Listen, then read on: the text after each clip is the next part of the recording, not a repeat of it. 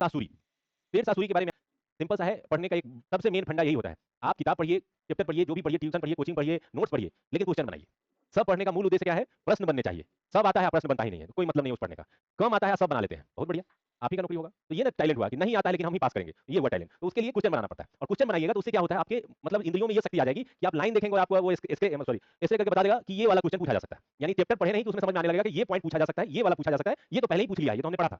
तो इसीलिए प्रश्नों को देखना चाहिए, ताकि उससे ये शक्ति आपके अंदर डेवलप होती है कि जब चैप्टर पढ़ते हैं तो उस चैप्टर में आसानी से आप पिक कर पाएंगे कि इस पूरे चैप्टर से ये 20 प्रश्न हमको लगते हैं कि बन सकते हैं, और इसी कारण से आप ज्यादा से ज्यादा प्रश्नों को सही कर पाएंगे। अदरवाइज क्या होगा कि आप चैप्टर कहानी की तरह पढ़ जाएंगे, आपको पता ही नहीं चलेगा कि इस चैप्टर में कौन वाला पॉइंट क्वेश्चन बन सकता था और कौन बन चुका है। वो तभी समझ में आता है जब क्या करते हैं हम लोग प्रीवियस ईयर बनाते हैं। ठीक है, अब ये जो किताब लिखी हुई है जो आप पढ़ रहे हैं, ये बेसिकली मैंने ही लिखी, और उसमें सिर्फ वही लाइनें हैं जो प्रश्न आएगी। इसके अलावा एक भी आलतू फालतू लाइन मैंने उसमें डाला ही नहीं था। हमारी टीम के कुछ लोगों ने बोला कि सर थोड़ा और मोटा करते हैं, पतला लग रहा है, बच्चों को लगेगा कि कौन चीज है इसमें। हम बोले यही क्रीम है, दूध कोई कितना भी छान के पिएगा, ये क्रीम पिएगा, उसको दूध से ज्यादा पावर दे देगा, बशर्ते कि उतना ब्रेन लेवल हो कि इसको पचा पाए। इसको पचा कैसे सकते हैं? तो मैंने क्या बताया, जब तक आप इंडियन हिस्ट्री नहीं समझ रहे हैं, ये आपको याद ही नहीं होगा, समझ में नहीं आएगा, आप उसको कोरिलेट नहीं करेंगे तो कुछ नहीं समझ में आएगा, क्योंकि इसमें सीधे सीधे लाइन है। मतलब पूरा सल्तनत में से 4 लाइन है। अब इस 4 लाइन को समझने के लिए आपको सल्तनत समझ में आना चाहिए कि दास वंश, खिलजी वंश, लोधी वंश, ये सब। और वो नहीं समझ में आया तो ये 4 लाइन तो भूल ही जाइए, वो 4 दिन में भूल जाइएगा।